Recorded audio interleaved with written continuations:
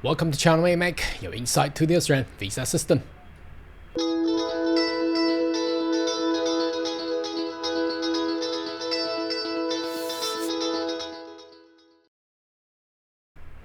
Good day everyone, my name is Carl Young, your online YouTube visa consultant.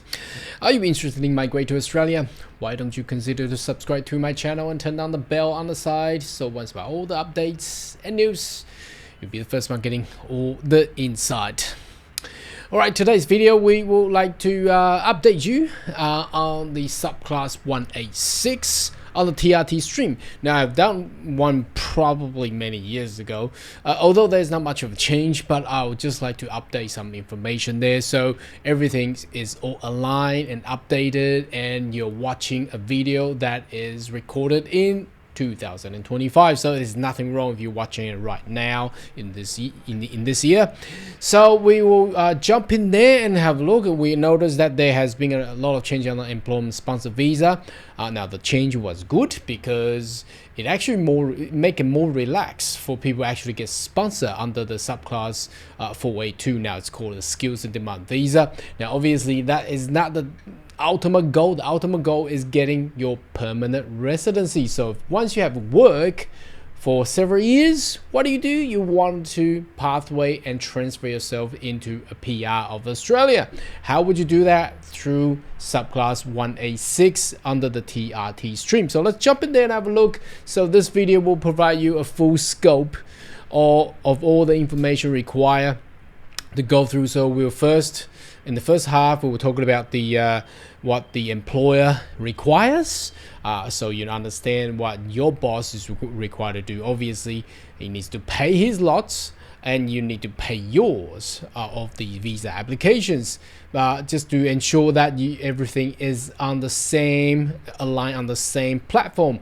So as you can read here, we are at the employment nomination scheme. It's under subclass 186, commonly being called the 186 visa anyway, and we are on the TRT stream. So that's the full name is temporary residence transition stream. Basically meant you transit from your temporary status. The temporary status will be the holding of 482 visa. Luckily they didn't even change the subclass number, so they only changed the name. So it was TTS visa.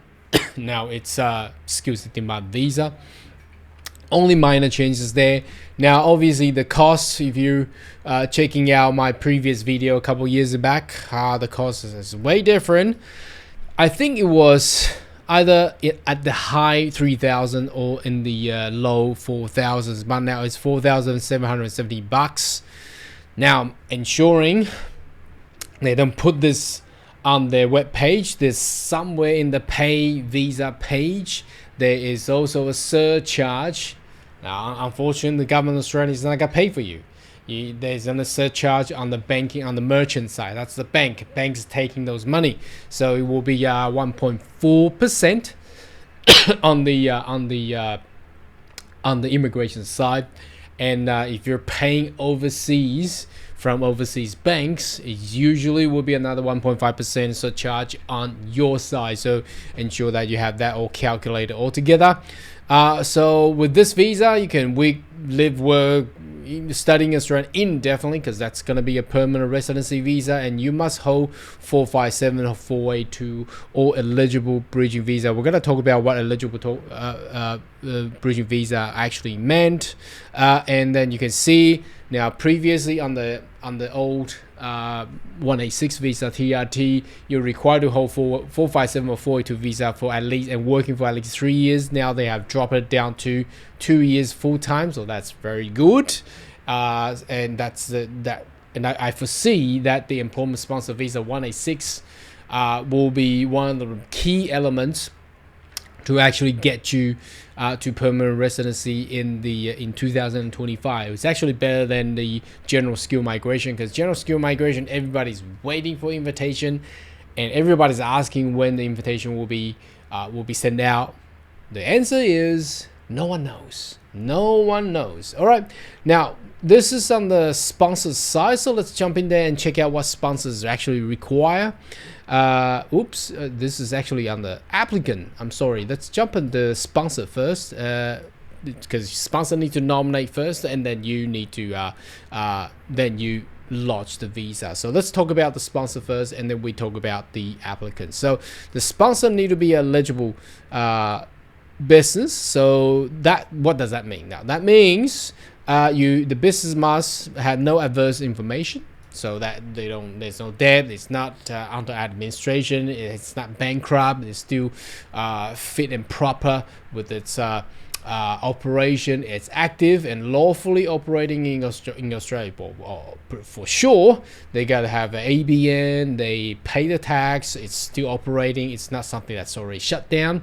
If it's undertaken activity related to hiring labor to other unrelated business, the position must be within your business activity and not the hire. So it's the rare cases we don't really take on those type of scenario, and this scenario is very rare nowadays. Have a genuine need for sure. If you're already working for your boss for years, obviously they still need you, and you have paid the nominator, that's the business, need to pay a skill Australian fund. I'm going to show you what skilling Australian fund is all about. You must also be able to offer a skill position for another 2 years. So when we sign updated unemployment agreements, you need to have another agreement for additional 2 years. Now people ask, do I still need to work for my boss for another 2 years? Well, technically yes, but a lot of people asking this question because they don't want to work for that employer for another 2 years. So that's another video for you. I will do another video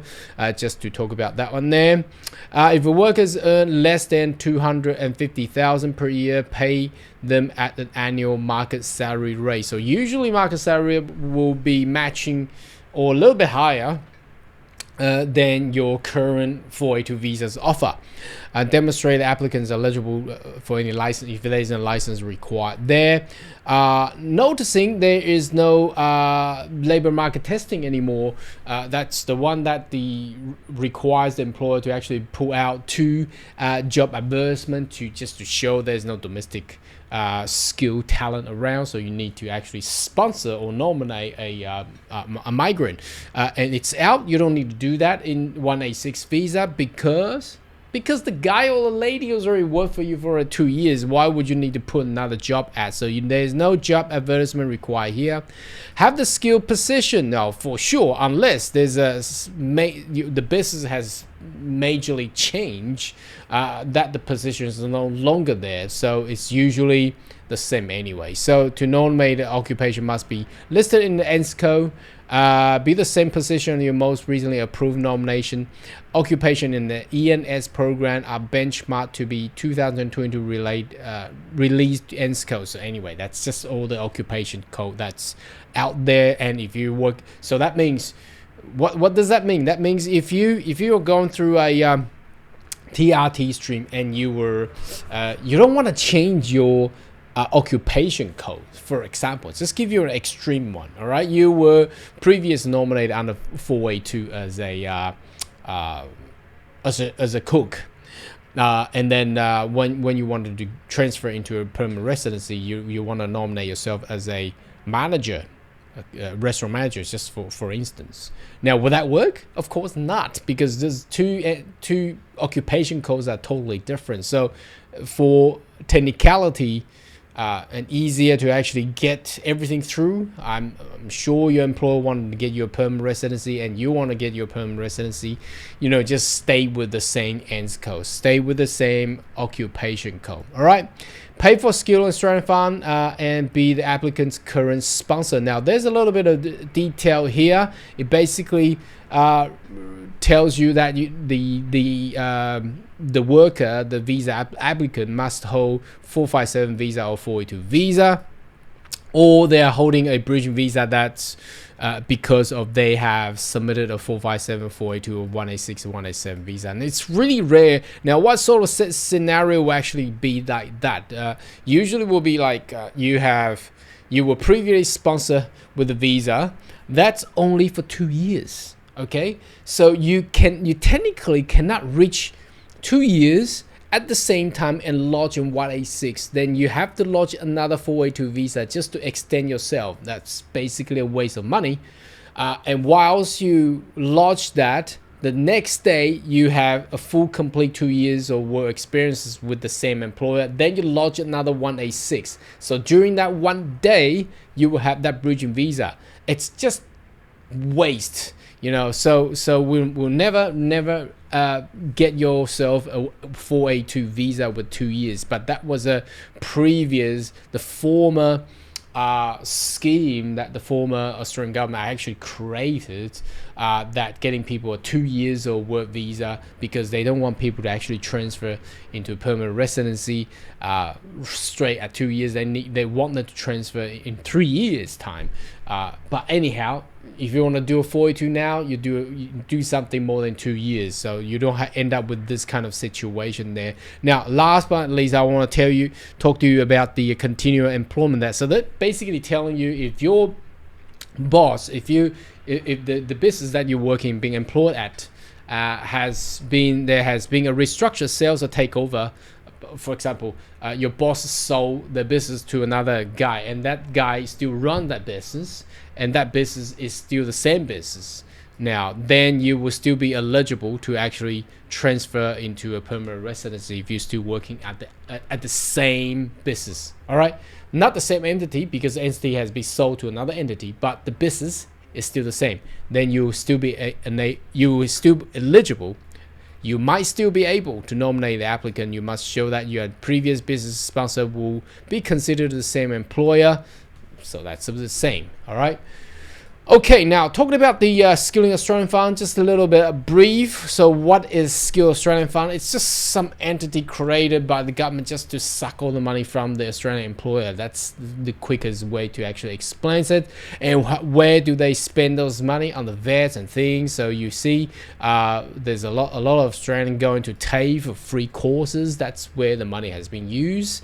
Despite that, I think less than half of them actually complete the course. Even the course is free. So free is a waste, perhaps. They want to educate the local Australians, but it became a waste because they don't want to study. They don't want to get a new skills. That's not a problem there. So anyway, that's another talk on that topic there. That's basically telling you what the Skill Australian Fund. Now, the visa applicant no need to pay for this, but the business owner need to pay for this. Now, how much are these ones? Now, the cost of the Skill Australian Fund, if it's going to be the 186 visa, we're reading out from this corner, right up there. Now, if they are small annual turnover less than 10 million, that's usually the employers. They're required to pay a $3,000 now, plus the surcharge that it's just talked about. So that's basically, if the business is huge, is more than 10 mil, they need to pay $5,000. I mean, $5,000 for somebody running a business over 10 million revenue is really nothing. But 3,000 for a business running under 10 mil, I mean, even running under 1 mil or half million per annum, it's a lot. So is it fair? You judge. All right, for the applicant himself, all right, let's have a look. The applicant, that's for you. You need to have the right skill. Obviously, you have worked there. You will definitely have that right skill. You need to have accrued 2 years eligible sponsor employment within the last 3 years. So usually they'll just take it under, once they hit 2 years, they'll lodge away. Why would you wait for another year to accrue that 3 years? So as long as you have that 2 years, then you will be able to do it. So the employment needs to be full-time, taken in Australia while holding 482 visa. Occupation was granted on the 482 visa. If you held multiple 4574 482 visa in a 3 year prior, sponsor employment can be counted in any occupation you were approved to work in. So it's a very rare situation. If you have changed employer in 3 years, sponsor employer to be counted from the date an approved nomination was lodged. If you start working with them before nomination was approved. So we're still waiting for a clarification on the accrual of all that. The accrual of the work experiences there. So it's basically what this is all about. Then a license, if there's a license or registration required, for example, you're a nurse, you need to be registered. If you're working as a some other architects, or you need to have some license required, or tradesmen, you need to have QBCC, or New South Wales and Victoria will have their relevant building license or registration there. Be nominated employer sponsor you work there. So again, let's just reiterate, eligible business, so the business is lawful. It's basically matching with what we just saw. Now, your age, you need to be under 45, okay, unless you're a lecturer, university lecturer, or you are a doctor. Otherwise, you won't be able to lodge a YA6 visa if you're over 45 years of age. As a 457-482 visa holder, you are eligible to employ 2 years during 3 years, ending immediately before you apply earning and period, and that's for the there were high income threshold there. English. Now you need to have a company English. That's IELTS 6 across all the bands that you require, and have these visas. So we talked about this one, and you get your medical done, character done, sign the Australian value statement. That's basically on the application for just tick, tick, tick, tick, tick. Have no debts, have no other issue previously, then that will be it. So this will allows you to actually get a permanent residency straight away. So here we go, a video for 2025 updated 186 visa for the TRT stream. Should you have more question query, more than welcome to leave comment right down below, and I'll see you next video. Bye.